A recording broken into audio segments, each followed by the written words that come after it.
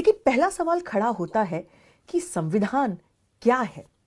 देखिए, 1215 में इंग्लैंड में एक राजा थे जिनका नाम था किंग जॉन।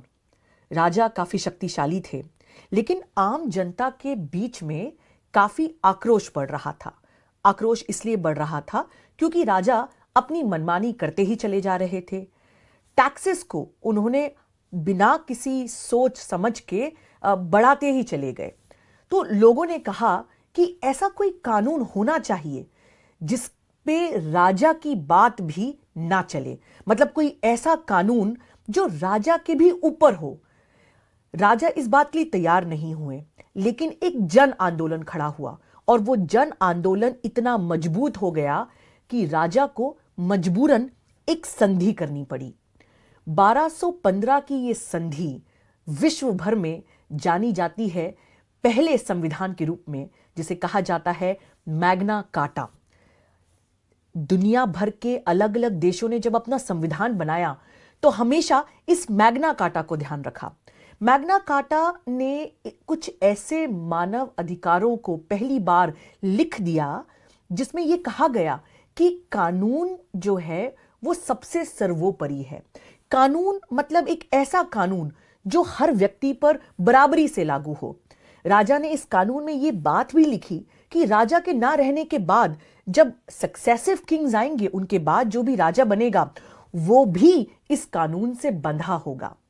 इसी कॉन्सेप्ट को इंग्लैंड में डाइसी ने 1885 में लिखा, जहां उन्होंने कहा कि रूल ऑफ लॉ मतलब तीन चीजें, कि एक ऐसा कानून हो जिसके ऊपर राजा भी ना हो, एक ऐसा कानून हो जो सबके लिए बराबर हो, और एक ऐसा कानून हो जो इंडिविजुअल लिबर्टी मतलब आजादी को अपने बेसिक कोर मानता हो। इसी पर इंग्लैंड का कॉमन लॉ डेवलप हुआ। तो जब भारत में हमारी आजादी के समय यह बात हुई कि भारत के लिए क्या कानून होना चाहिए और भारत का संविधान क्या होना चाहिए, तो इन सारी बातों को ध्यान रखा गया। तो भारत के संविधान को बनाते समय क्या सोच थी? देखिए, जब हम इंटरनेशनल लॉ की बात करते हैं तो इंटरनेशनल लॉ में राज्य या स्टेट को कैसे डिफाइन किया जाता है। स्टेट मतलब होता है एक ऐसी पॉलिटिकल इकाई जिसका एक क्षेत्रफल हो, एक टेरिटरी हो, और जहां पे लोग इस प्रकार से संगठित हो कि वो किसी भी प्रकार के एक्सटर्नल अग्रेशन मतलब बाहर से आ रहे किसी भी प्रकार के दबाव को रोक सकें और अपनी आंतरिक व्यवस्था को मेंटेन कर सकें।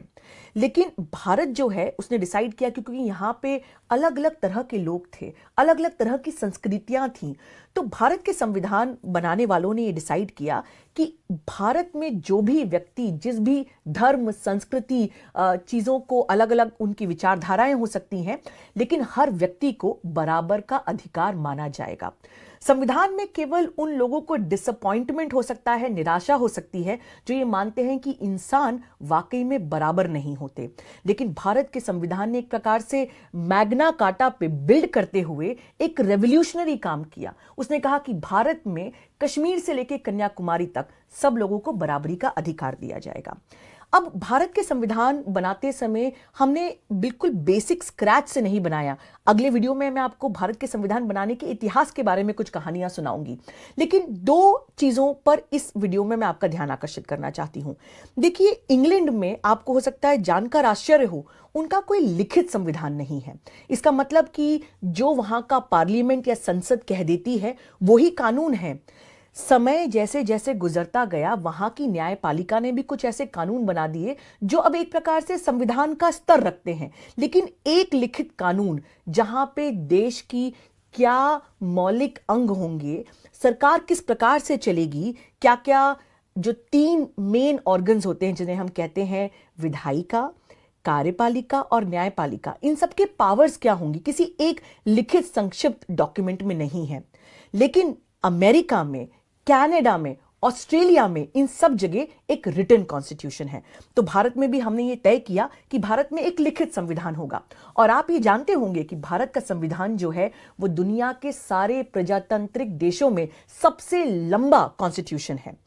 इनिशियली भारत के संविधान में केवल 395 आर्टिकल्स थे जिन्हें 8 शेड्यूल्स में डिवाइड किया गया था, लेकिन अब 440 से भी अधिक भारत के कॉन्स्टिट्यूशन में जो है वो अनुच्छेद हैं। इनको अलग अलग शेड्यूल्स और पार्ट्स में डिवाइड किया गया है। इसका क्या स्ट्रक्चर है इसे भी आने वाले वीडियो में मैं आपको समझाऊंगी। लेकिन लिखित कॉन्स्टिट्यूशन हमने अडॉप्ट किया। और दूसरी चीज जो बहुत महत्वपूर्ण है कि दो प्रकार से दुनिया भर में संविधान है। एक वो जिन्हें हम कहते हैं फेडरल कॉन्स्टिट्यूशन, मतलब संघीय कॉन्स्टिट्यूशन, और एक वो जो होते हैं यूनिटरी या जिन्हें हम कहें एकाकी कॉन्स्टिट्यूशन।